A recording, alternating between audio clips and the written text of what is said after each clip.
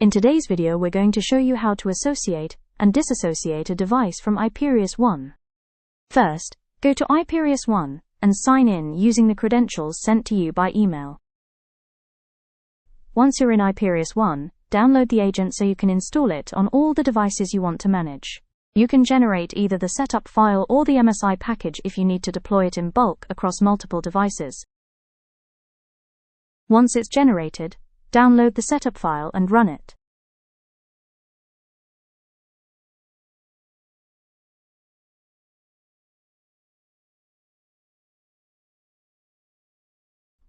Wait for the agent installation to complete.